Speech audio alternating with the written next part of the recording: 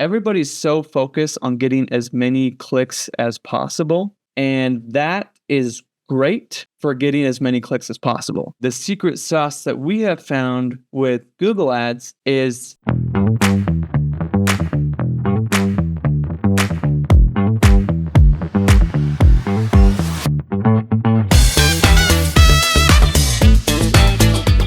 Hello and welcome to the Local Business Legends podcast.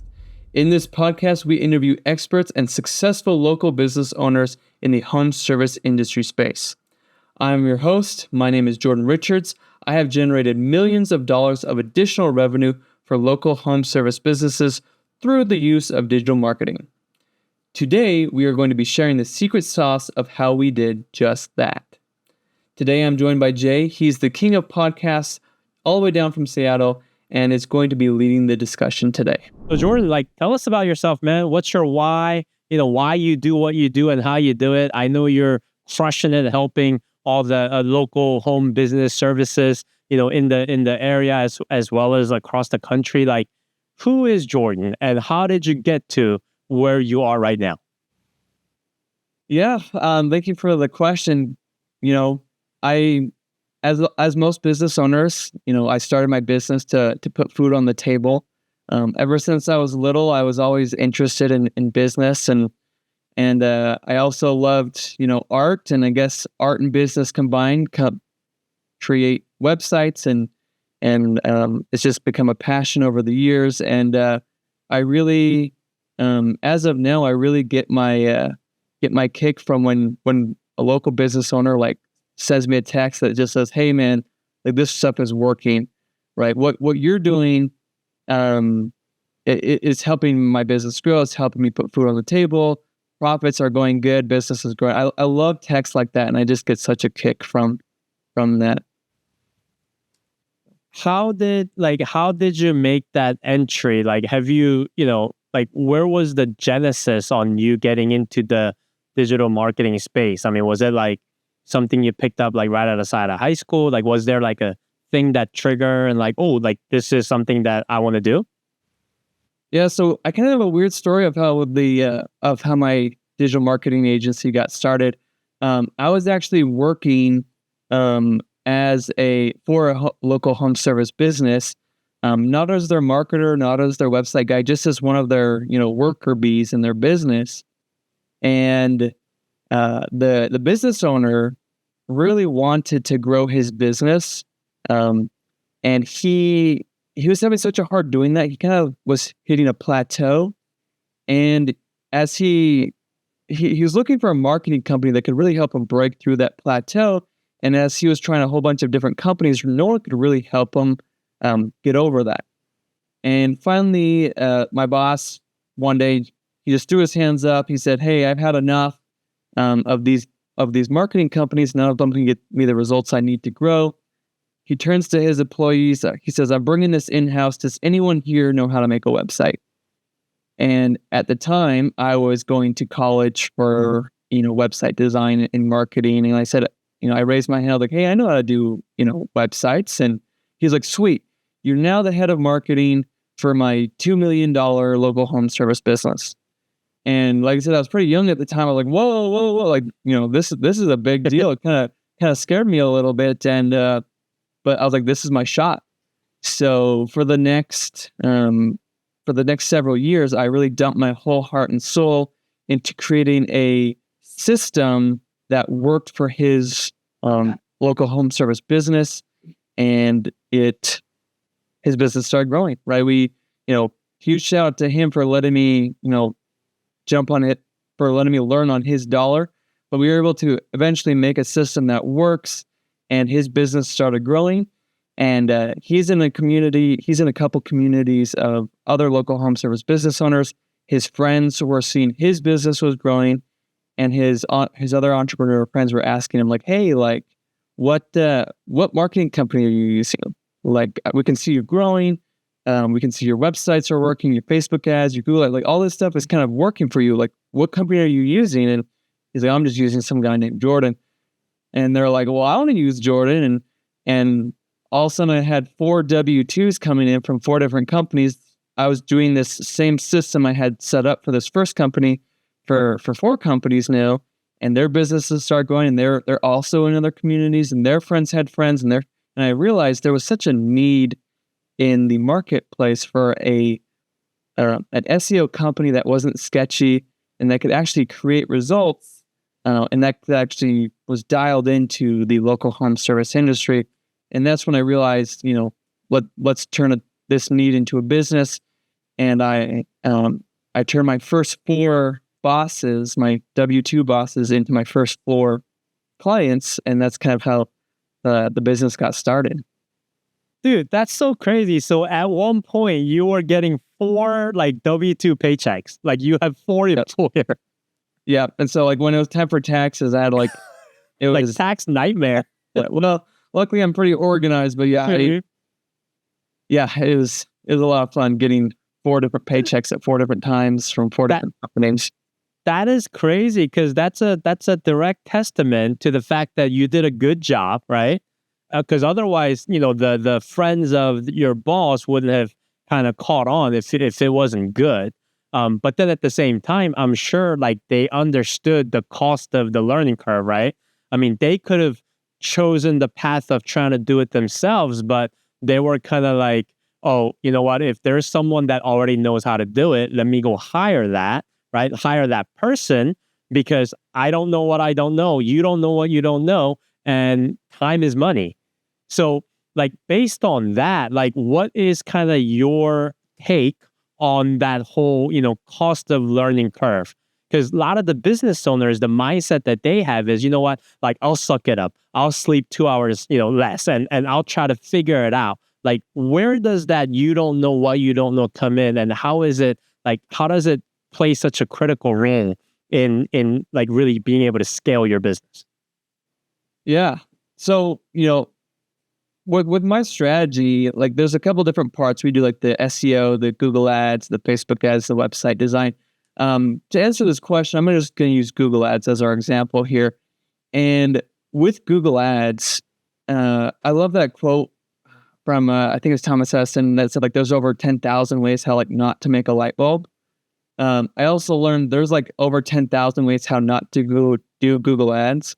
Right. And like I said, shout out to my first boss because he, I had to figure out the 10,000 how not to on his dollar before I found the one way how to make a light bulb that actually like not only got him a lot of clicks, but a lot of phone calls.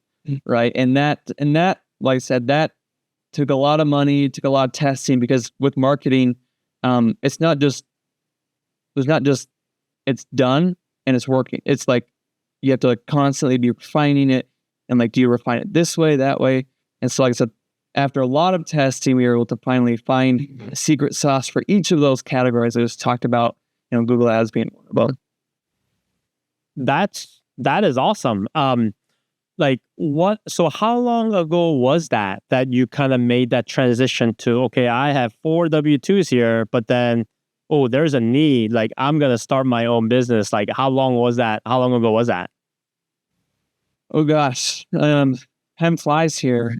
I think we were working on the system for a couple years. I think the business officially was like LLC legal status in the beginning of year 2020, maybe late 2019.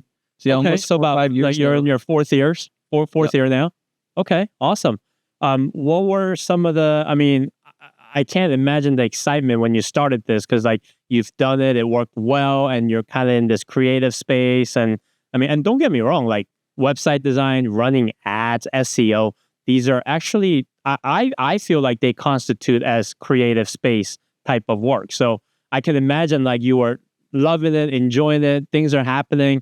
But on the flip side, like were there any type of hardship or challenges that you had to overcome? It's my understanding that there was a bit of a hardship on the personal front end. If it's okay for you to share that. Yeah. So, man, as like the rest of the world, 2020 was a roller coaster of a year. Mm-hmm. Whole pandemic thing. The kind of like my timeline on my year of 2020 was as hardest challenge and personal stuff is like I said, January 2020 is when the LLC and the business officially got organized. February of 2020 is when I started dating who would become my wife down the road. Then March is kind of when the pandemic started getting crazy. And then August, I ended up marrying my wife. And 3 weeks after we got married is when I got diagnosed with cancer. Right. And, there's like a statistic or something out there that says like X percentage of businesses fail within their first 5 years. And here I am, like year one, and now I have to like juggle the pandemic, which was affecting lead, marketing stuff. I have to juggle, learning how to be a husband, and then now I have to go to chemo, once a month and do radiation, and just juggling all this stuff is kind of scary to me because I was like, man, like if that percentage of people fail, like what's going to stop me if I have all this additional stuff? But at the end of the day, I think my business and helping others, like other businesses grow, like following my passion is kind of what helped me get through it. I made a realization that I have two choices. I can either feel like garbage while going through chemo and feel bad for myself, or feel like garbage while going through chemo and, chase my dreams, right? Make this business grow. And so I chose the second one, and that made, chasing my dreams gave me more to think about than just how scummy I felt that day. And so that was able to, help me through it and keep going. And so, yeah, that was probably one of my harder challenges when the business first got started. Dude, that is insane. So you're telling me the year starts and you open your business. Okay, great. Like we're going to do this. And then COVID happens. And you're like, oh, shoot, like local service businesses. Okay. There might not be any businesses open. And then somehow you get through that initial 2, 3, 4 months, you get married, which is, again, exciting. And then like not even a month after that, you get this terrible news. Yeah. I mean, could there be a bigger like up and down, up and down, up and I mean that I cannot. That is crazy. Like what? How do you describe that emotion? Like, what got you through it? I don't know. Like huge shout out to my wife. She's been a pretty big rock of mine, and my wife is now pregnant with our first, soon to have the baby next month. So I think I've always wanted to provide for our family and kind of be my own boss and help others. And so I think, just like I said, just constantly chasing the dream of doing all those things is kind of what helped me get through it. And just luckily I've been able to work with some really great companies, and they've been putting in a lot of work to grow their own business. Plus, my stuff on top of it has just all that stuff just works in synergy that we were able to get through the pandemic, no problem. Dude, that is crazy, man. And fast forward 4 years now, how you feeling? You good? Yeah, we're good. I had I lost count along the way, but it was like 30 something total chemo treatments and 20 something total radiation treatments. Wow. And it was, we're that far, it's been crazy. And I have the number I'm now counting is how many clean scans in a row I've gotten. And I'm now 4 scans in a row now of 0 detection of cancer. And so it, huge win, huge blessing for us to have that. That is awesome. That is awesome. All right. Well, now that we got that out of the way, now that I know you're healthy, I can actually put you to work, because in the beginning of the show, you promised that we were going to kind of, share some secrets on what the local service business owners can kind of do to, try to get more leads, grow their business, right? So I'm kind of thinking in my head, like, okay, like obviously website is important. being able to advertise in the biggest platform, which in my opinion is Google, right? Google ads are important. I'm also kind of thinking like SEO is important. Like, what can you tell us a little bit about like each of those in terms of like what should the small business owners be looking for? Like, what have you seen, based on your clients? Because not only just your clients, you probably did a lot of like consultations, right? Even though they don't end up being your clients. So what do you see as like the do's and the don'ts and kind of like beware of this? Like just let's rip it. Let's just like, there is no gatekeeping here. Like just let's let it out. Awesome. Yeah, let's do it. So when I like I said, in our story, I was dumping my whole heart and soul into my first boss, and we got to find something that works, right? Because he can't be stagnant with his business anymore. And so we jumped into the world of SEO, Google ads, Facebook ads, website, all that good stuff. And I quickly found that I wasn't doing anything that no one's ever not heard of before, right? Like, we've all heard of Google ads, we've all heard of Facebook ads, there's just, like I said before, there's a right way and a wrong way to do it. To give you kind of like a perspective of that, back in like 2005, if you wanted good SEO, all you had to do is at the bottom of your website, in a big white space at the bottom of your website, just put the word lawn care 50,000 times in white font on a white background. And Google's like, hey, this website has the word lawn care the most, so therefore SEO, right? That was 2005, right? SEO is not like that anymore.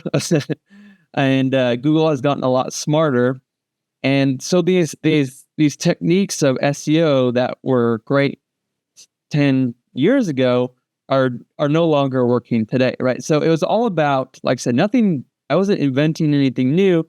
I was just making sure I was doing the things that we all know, but in the correct way, right? So starting with websites, everybody back in the day, if you just had a website, it was awesome, right? It was somewhere on the internet. But nowadays, you need a dialed-in website, right? You need a website that not only gets visitors, but can convert the visitors into leads, because leads is what gets you clients, right?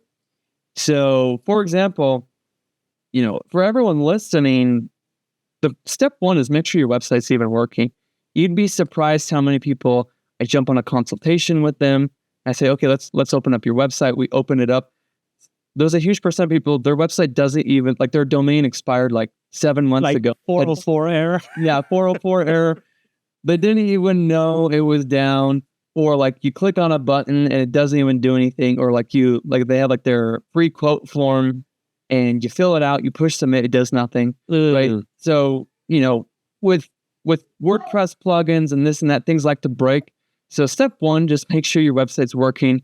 Then, once all that is working, you want to make sure your website's very call to action centered, meaning, okay, I need to know without scrolling, right? I should be able to land on your website, know exactly who you are, what you do, where you service, and how to get a hold of you. Those 4 things, if I don't know those things without scrolling, that's a big improvement to your website.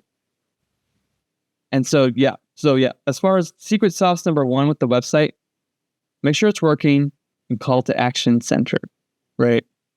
I mean, making sure it works. It sounds like such a captain obvious thing, but like you said, like you come across a lot of businesses that like doesn't work. Like, should this be something that is like a regular maintenance, like checklist kind of thing? Like, once a month, once a quarter, just kind of, go into your website and click around and make sure, everything still works and things like that? Oh, well, I mean, with my clients, we're in there minimum like, once a month, right? We're always optimizing things in the background, but like just a, quick scan, quick look at the website at minimum should be once a month, right? We get to do it automatically just because we're tinkering around. But yeah, if you're not looking at your website at least once a month, then you don't know how many leads you just lost out the window. Assuming you're getting traffic, because just because you have a website doesn't necessarily mean it's doing anything for you, because if no one knows your website exists, if Google doesn't know your website exists, there's not really a point of having a website. Right. So is it fair to say that website is probably kind of like that top of the list, like have it first, make sure it works, and then you try to get traffic to your website, and that kind of leads us into running ads? Yeah, absolutely. We actually for onboarding with my company, we actually the websites that we create for our clients are worth about $6,000, but we give all of our clients this $6,000 website for free because I don't want to spend a single penny of their Google ads or Facebook ads budgets sending people to a website that I'm not confident in. Yeah, so absolutely. If, before you ever think about SEO, Facebook ads, Google, just make sure your website's dialed in first. That needs to be thing number one, because Okay. everything else doesn't matter if Right. it goes to a clunky website. Right. It's like your those sign flippers on the streets, right? They're like, hey, come get your car wash, and then you pull up to a car wash and car wash doesn't work. Exactly. Okay. So yeah, and then so speaking of sign flippers, there's the whole bunch of ways to get people to a website. My personal favorite is Google Ads, because it's basically if you have it dialed in right, it's a math equation, right? And we have right ways and wrong ways to do it. SEO is great; it takes a little bit more time. Branding is awesome, right? There's so many ways to get people into podcasts or into their website through podcasts, SEO, all these things. But Google Ads is where I like to focus on first, because Google Ads is more like a funnel, or is more like a switch. It's either on or it's off, right? And as long as you have a Google Ads budget, you can be on and cranking as long as you do it right. And the secret sauce that we have found with Google Ads is everybody's so focused on getting as many clicks as possible. And that is great for getting as many clicks as possible. Some clicks don't benefit your business. So, for example, if I'm a lawn mowing business, if somebody types in the keyword lawnmower repair, and then my lawn mowing service pops up, that's not somebody who's looking to get lawn mowing service, right? That's somebody looking for lawnmower repair, right? So you got to make sure you have the right keywords. And then, like I said, don't focus on getting as many clicks as possible. Focus on getting the clicks that actually turn into phone calls and leads for people looking for your service. Too often when I do like a consultation for somebody, I find that they get a ton of clicks every single month, but they get very little phone calls. And I ask them the question like, hey, do you want to get less clicks at the but in exchange we'll get you more leads? They're like, how is that going to work? Because you got to get the right clicks from the right interested people. Because at the end of the day, if you're given the choice between 1,000 clicks and one lead, or 100 clicks and 100 leads, every business owner on earth would take the one that gives them more leads, because leads is what gets work at the end of the day. Absolutely. I mean, at the end of the day, it doesn't matter how it gets there. As long as it's a lead, it's good. Like 10 clicks, 100. I mean, what good is a click? It's kind of like what I always tell my clients, like, what good is a view on a social media if all they do is just view and not do anything with it? Right. Okay. Awesome. I love that. So what is the process of trying to figure out like what the right click is? That's quite the journey. It's going to take, like I said, marketing is all about testing. You got to test, right? You got to test a bunch of different keywords. You got to test a bunch of different ads. Google Ads has like a beginner version of their software, and they have like a full version of their software. Don't even bother with there's not enough settings in the beginner version. Like, both are free, right? So if you're going to do it, make sure to do the professional version, because beginner one, there's just not enough settings to get it dialed in. If you ask any Google Ads expert, like, what's one of the first things you do when setting up a new Google Ads account, almost everyone will say, step one, turn off all the recommendations Google will give you, because those recommendations are all about how to give Google the most money possible. we're not here to give Google as much Makes money as sense. possible. We're here to give our business as much money as possible using Google as a tool, right? And so that, you ask anybody and they'll tell you, don't follow the recommendations Google will give you because it's just to make them more money. Got it. So where does like SEO come into play? Like, could you have so step one, like you built this website, it looks good, it works, right? And then you're running ads. So just because you're running ads, then like you don't really, if you're gonna run paid ads, then you don't need any organic traffic, so you don't really need SEO. Like, how does that work? Yeah, great question. So you could theoretically run Google ads for the rest of your life and be just fine. However, that's not Google ads is by no means an asset, right? The day you stop paying Google, you disappear from Google ads, right? There's no asset building whatsoever. With SEO, if you grow your SEO the right way, like I said, everything else, if you get nothing else from this podcast, there's a right way and a wrong way to do digital marketing things, right? So if you do SEO the correct way, over time, SEO can become an asset where you can start getting clicks and leads for no budget at all, right? And so Google Ads is great and it's instantaneous. Like, right, if you make a Google Ads account today, you can be running ads tomorrow. You can be at the top of Google tomorrow at the cost of money. But the cool thing with SEO, if you do it over time, you could turn off Google Ads and still get, 10 leads a day as long as your SEO is set up correctly. And, if you're a local business owner who one day wants to sell their business, you could also build that into your sales price, because how valuable would it be if you're like, hey, here's this, and this work vehicle. Oh, and by the way, we have this website that has so much SEO in it that, your business grows itself. Right. So that's why SEO is just as important. It does take longer and more time. It takes time and energy and expertise versus Google that takes, which takes money. Right. So I never really understood that, and I guess that's why I'm in more of the content game, not the SEO game. But it's like, okay, so is it just like the very minuscule knowledge that I have? Like, we just make a daily blog post and we just keep saying the name of my town and the business that I like. Is that how that works? Like, do I just try to do as much content or writing as possible? Like, is that the trick? If it was back in 2005, the answer would be yes. Okay. Right. So, but that's not it anymore. Right. Google has gotten a lot more sophisticated. Right. Google comes out with a kind of like a newsletter thing where they tell you exactly, okay, this is what's in our algorithm. Right. They don't give you like the exact metrics, but they tell you what they like to see, and it always directly correlates what's in their algorithm. Right.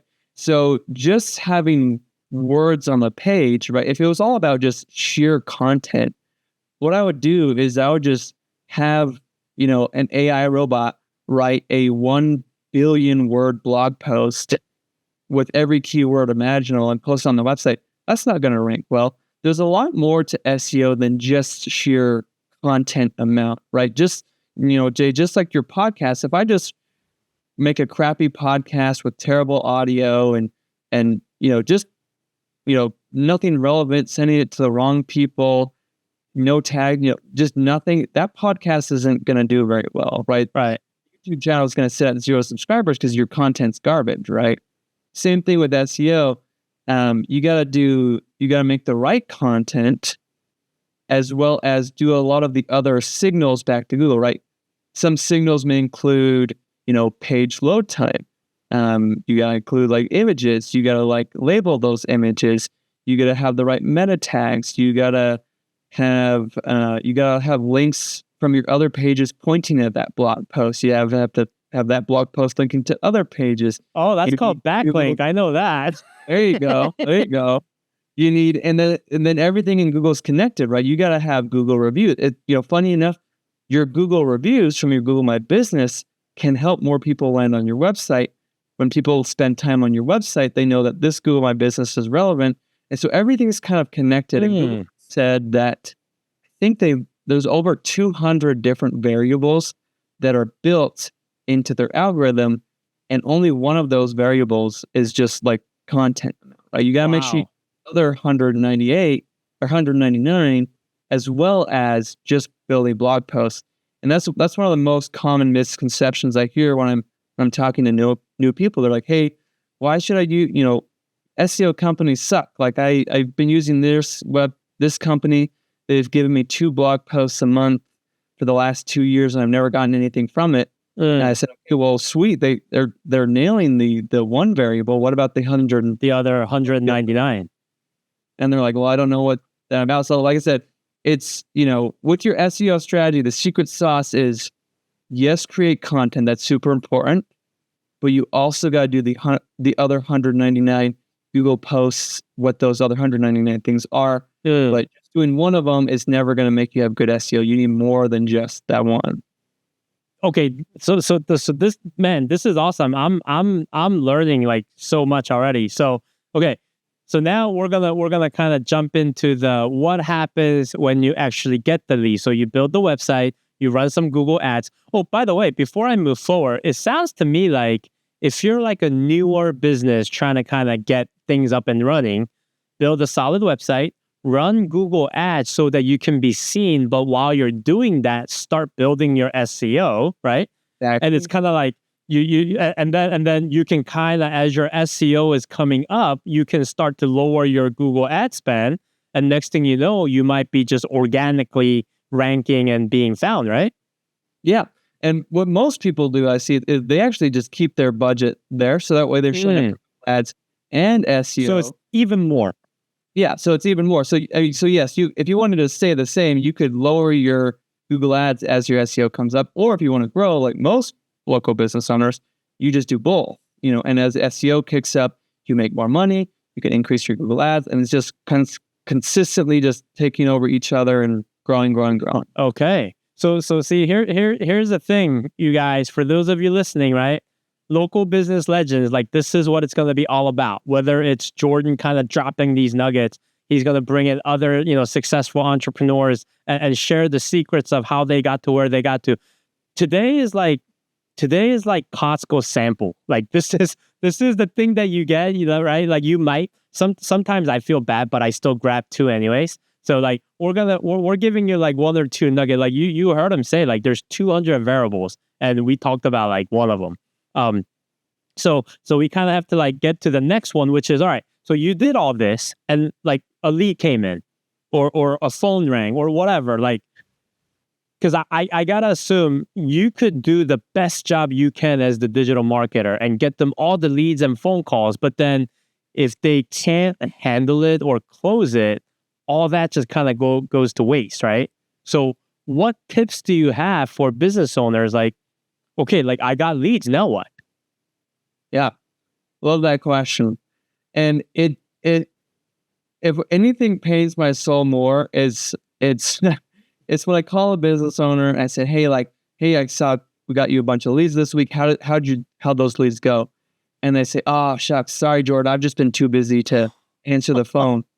And that's when I like have like a mini heart attack almost every. I'm like, dude, like you are paying for these leads. Like these, Google, you paid Google this much to dish you the perfect lead, and they call you on your phone. And I know you're a busy person, but like answer the phone. Right? You gotta do that. And the clients of mine who have like a really dialed in sales system, I could get the same 2 businesses, the same amount of leads, but the one that has a dialed in sales system will grow twice as much. And that actually happened.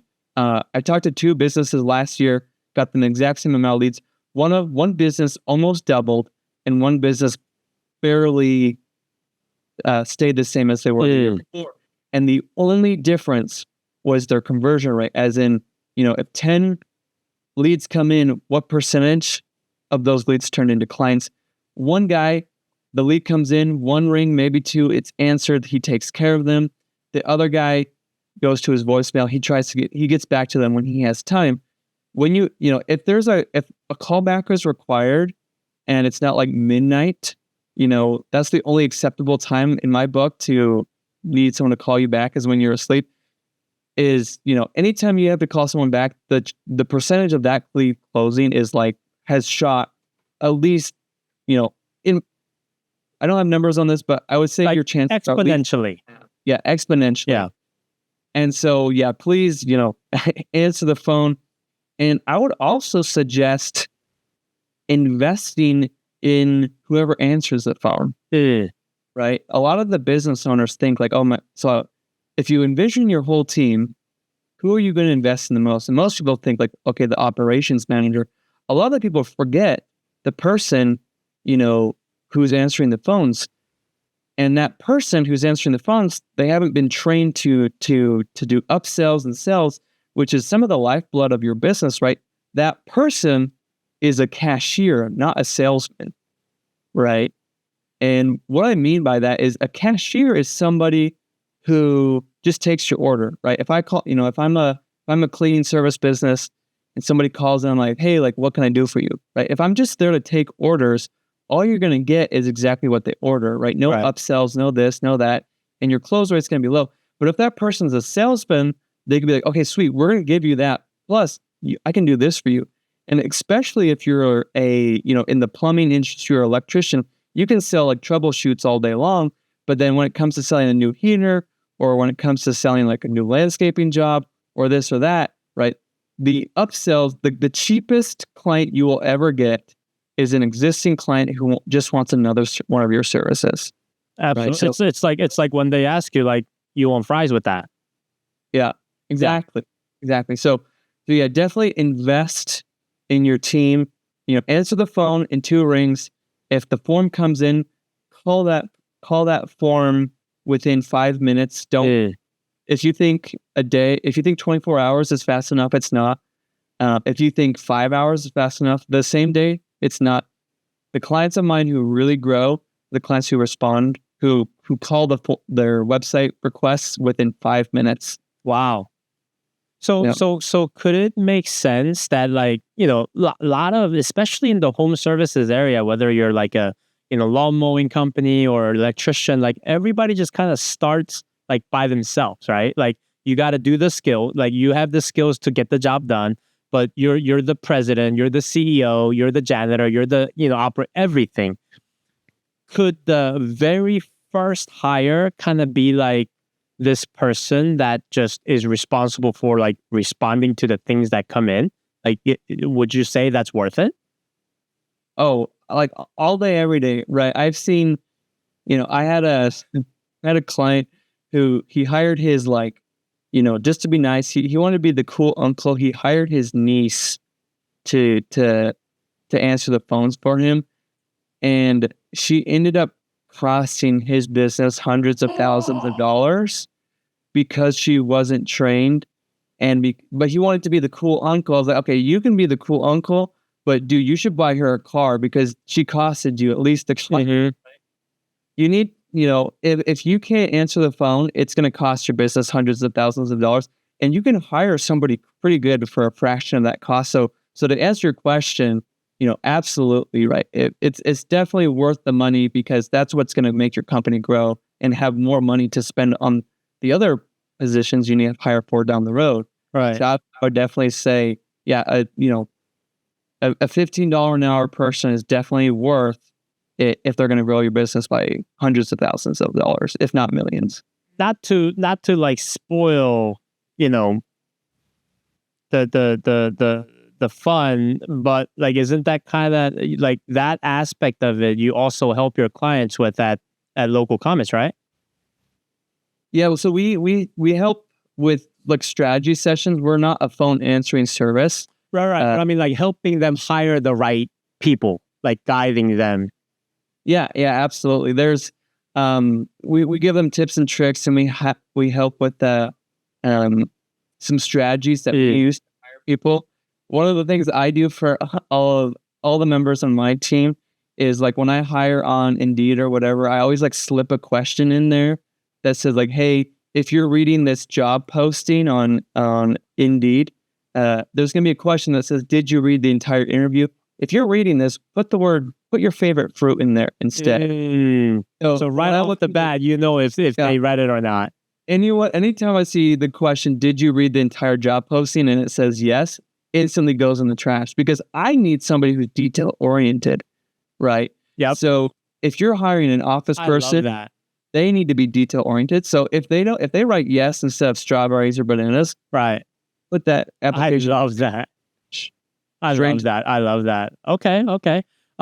What about like when you get a review, right? Like, what about like responding to the review? Like, does that help the business be more visible? Like, from you did kind of mention like reviews do help SEO. Like, the responding to review, or maybe even like responding to it quickly. Like, does that help at all? Yeah, absolutely. I would say, we talked about 200 different variables for SEO. This is one of the easiest variables to get to get perfected, right? When a review comes in, respond to it. That might sound silly, right? If it's a good review, if it's a bad review, just respond to it. That is a Google My Business signal, and Google's loves signals. It shows that you are a local business who is actively working, right? If your business has gone like 3 years without getting a review and you haven't responded, they're like, is this Google My Business profile even active? Right. But when Google sees there's activity, right, you're actively getting reviews and you're actively responding to them. Google sees, oh, this Google My Business profile is active. Therefore, we're going to rank it higher. Right. So yeah, activity is one, free, home run for SEO. It's one of the easiest ones to kind of get dialed in. Mm. Uh, you know what? I have another question. Can can someone leave you a review that is not necessarily like related to the service that you provide? Like, can someone go in and leave you a review and say, "Oh, like he's such a great person. I haven't used this service, but I'm sure they do a great job," or something like that? Like, does that help or hurt, or it doesn't really matter? Yeah, I would be lying if I said my siblings haven't left a review on my service, even though they've never used my digital marketing agency. Right? Google, you know, at one point, Google had a button that said, "Did you actually use their service? Yes or Mm. no?" Okay, So basically, what that says is Google would prefer to do that, got it. right? But if you think about it, you don't really need to resort to having your siblings leave you a review, because most of the home service businesses I work with, they're doing several jobs a day, Mhm. and so one of my clients who got over 100 reviews in a single year. Basically, he just told his employees, every time you finish a job, go knock on the door, go find the business owner, do whatever, and give them the QR code of our Google My Business. And literally all they have to do is scan it and push submit, right? It's just 2 steps, scan, Mm. submit, right? So if you can cut down that friction in leaving the review, getting reviews is super easy. You won't need to resort to, getting mom and dad and Is it uncle. okay if they don't write anything? So Like, just yeah, do 5 star, don't write anything?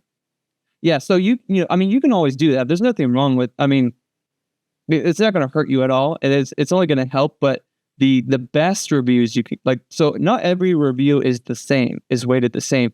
If you can get a review that has like that's in your local service area, that review is worth a little bit more. Mm. If you can get a review with like a picture, that's worth a little bit more. If you can get a review with like text that says something about the service, that's worth a little bit more. So yes, mom and dad can leave a blank review that says like, "Oh my gosh, Jordan's awesome," but you know, I only have one mom and dad, right? You have 5 customers a day who can be leaving you reviews with Right. pictures with this in various locations in your service area that will be weighted even stronger when it comes to Google reviews.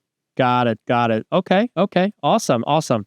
Last but not least, like, what about like following up? You mentioned like you should try to pick up the phone, immediately and try to follow up. Like, let's say, let's say something, like the business didn't happen right there and then. Like, what's the long term follow up look like? Like after that initial contact. Yeah. So long story short, try and sell them right then and there, right? If for whatever reason you can't, you need to be following up with that lead daily for the next 2 weeks, right? You need to Daily. be, yeah, daily. And a lot of people think that's overkill, but I can't tell you how many people have uh, called, one of my clients would follow up daily, and he told me a story where he's like, dude, there's been several leads who have told me this month that they're like, hey, I was actually going to go with another company, but since I have you on the phone, let's just go with you guys, right? People want the service, right? People called you for a reason. They have a big old to-do list. It's on their honey-do list to get this company that performs this service, right? I want to get this off my list. It's super valuable to them. Don't feel like you're bothering them because they came to you, right? From as far as inbound leads come, right? Don't feel like you're bothering them. Call, text, or email every single day. Call, text, or email every single day for the next 2 weeks. Because if you don't land them in the first 7 days, the chances of you closing this person are like next to like almost, it's like sub 10%, right? The chances of you closing them like a month from now is like way low. And then the chance of them even finding you again is really about, you're just leaving so much up to chance. Let's just cut the variables out of it and say like, okay, I'm going to follow up with this person. They said they're going to talk to their spouse. It's the next day. What did spouse say? Right. And that's super important. Super important. Man, it's not. I have a feeling there's going to be a lot of business owners kind of be afraid to do that everyday thing because they're already thinking like, oh, I don't want to bother them too much, or I don't want to seem like I'm desperate. Like, but then I guess it's like, do you want to seem like you're something else, or you want to make money, right? Yeah. I mean, what's the worst thing that can happen? They just tell you no. Yeah. And that's what I always tell people. I say, worst case scenario, they don't sign up with you. If they didn't sign up when you're on the phone, you're already at the worst case scenario. It can only get better. It can only get better, right? So, yeah, absolutely. Love it. I love it. All right. Well, dude, this is awesome stuff. And basically, like, what we just did sort of sums up what Local Business Legends podcast is going to be like going forward. It's going to be every time we drop an episode, it's going to be about someone who's actually been through, and they can share tips and tricks, or anything that you have on your mind that's going to add value, to the local service business owners. Like, I'm super excited about it. Like, where can people like find you? Where is Local Comments? Like, what's the best way to for people to get in touch with you? Yeah. So on our website, localbusinesslegends.org, you can check out more of our podcasts. At the bottom, there'll be a calendar where you can pick a time, and I can do a free consultation of your business, kind of see where you're sitting at with SEO, Google Ads, website, Facebook ads and stuff. Show you where some improvements can be made, and if it makes sense, we can work together. Bare minimum, I can just provide you value. And like I said, you can look at more podcasts, or if you want to check out our digital marketing company directly, you can go to localcommets.com, and list off all of our services, and also there you can book on my calendar. We can take a look at your business. Dude, I love your approach of like just wanting to add value so that, as many local service businesses can be successful. And, like, there's no downside to having a free consultation. At the very worst, like, you're going to get good advice on kind of what you can implement. And, best case scenario, like, you link up with a great marketer that's going to help you, double, triple your business, right? Absolutely. Dude, Absolutely. I am totally pumped on this, like, helping you, get this up and running. Like, this has been such a informative thing. And I'm sitting here thinking I'm pretty knowledgeable in these things, but not even close, dude. Like, I can't wait for this to just kind of continue to cultivate. And, we're going to build a community around it. Like, let's go local service businesses, man. I'm really happy that you're doing this. I think it's going to impact a lot of businesses out there. Yeah, absolutely. We're excited to be doing it. So we love it. All right, brother. Well, there you have it, man. Like, going forward, it's going to be, Jordan's going to be all over this. And Yeah. So make sure you subscribe, share it. Like if you know anybody else that can benefit from, tips like this, make sure you share it. Make sure you join the community. Go check out the site. Like this is going to be something that is really great in terms of just like lifting everybody up together. So I'm super pumped, man. Thank you for your time. Thank you.